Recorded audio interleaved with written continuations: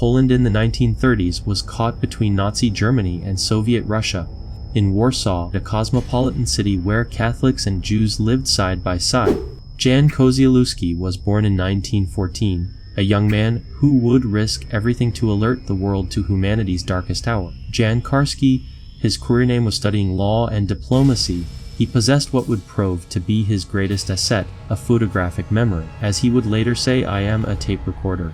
German tanks roll across the border. The sound of artillery fills the air. September 1st, 1939, Hitler's war machine invaded Poland. 17 days later, the Soviets attacked from the east. The Polish Republic was crushed between two totalitarian powers. Lieutenant Jan Karski found himself among thousands of Polish officers captured by the Soviets. But fate intervened. He escaped before being transported to what would become the Katyn massacre site, where 22,000 Polish officers were murdered. Jan, your memory, your languages, your appearance. You can pass for a German or Austrian. We need you as a courier. I understand my mission. I am not supposed to have any feelings. I am a camera. Karski carried intelligence between the Polish underground and the government in exile in London.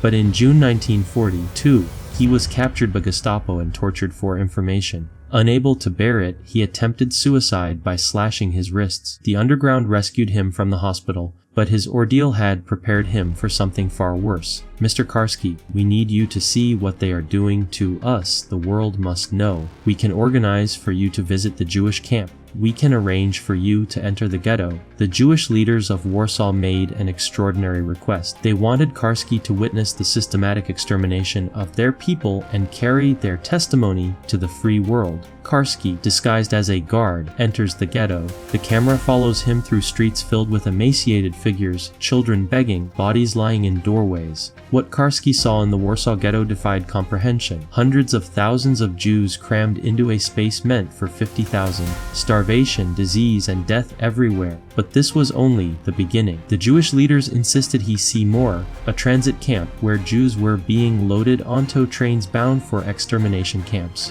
Karski, disguised as a Ukrainian guard, watches in horror as Jews are brutally forced into cattle cars. Disguised as a Ukrainian guard, Karski witnessed the loading of what he was told was a train to Belzec extermination camp. The brutality was beyond description. I could not take it anymore. I had to get out. This experience broke something fundamental inside Jan Karski. As he would later say, I became a Jew. I'm a Christian Jew, but I became a Jew. Armed with his terrible knowledge, Karski reached London. The Polish government believed him, but they were powerless. The British response was polite disbelief. It seemed impossible that a nation of Bach and Beethoven could be capable of such barbarism. In July 1943, Karski arrived in the United States, his last hope for action that might save what remained of European Jewry. On July 28, 1943, Karski met with President Franklin Delano Roosevelt. For over an hour, he detailed the systematic extermination of the Jews. Mimicking as recalled by Karski,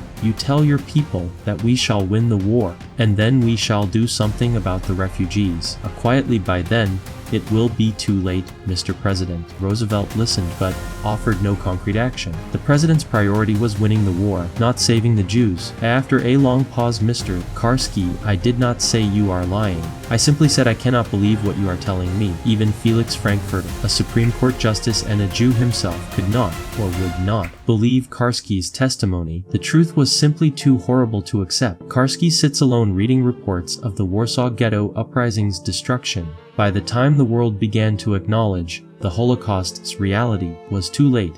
The Warsaw Ghetto had been destroyed. The extermination camps had done their work. 6 million Jews were dead. From later interviews, I felt that I was a failure in delivering the message. I think I lived it every minute of every day. Karski wrote his memoir, Story of a Secret State, which became a bestseller, but success felt hollow.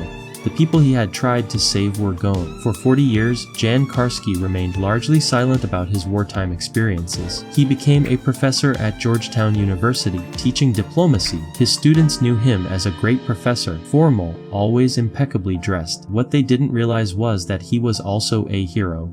Karski married Pola Nyrenska, a beautiful Polish dancer of Jewish origin. In 1992, Pola took her own life. She had lost 16 family members in the Holocaust. In 1981, director Claude Lanzmann convinced Karski to break his 40-year silence for the documentary. This sin will haunt humanity to the end of time. It haunts me now, and I want it to be so. In his later years, Karski found his voice speaking to students and world leaders about bearing witness. Jan Karski died on July 13, 2000 at the age of 86 at his funeral in St. Matthew's Cathedral, the same spot where John F. Kennedy's coffin had stood. The Jewish community of Warsaw sent a Jewish star to be placed in his coffin. He was the voice of the Jewish community of Warsaw when they desperately needed a voice. The sound of Kaddish being recited in the cathedral. For perhaps the first time in the cathedral's history, the Jewish mourner's prayer, Kaddish, was recited for a non-Jewish man who had become, in his own words, a Christian Jew. When I walk past the bench, I remember. I get a feeling of what it means to be brave and to try hard to do something good. Today, Georgetown University offers a course called Bearing Witness, the legacy of Jan Karski. Today, students from around the world study his example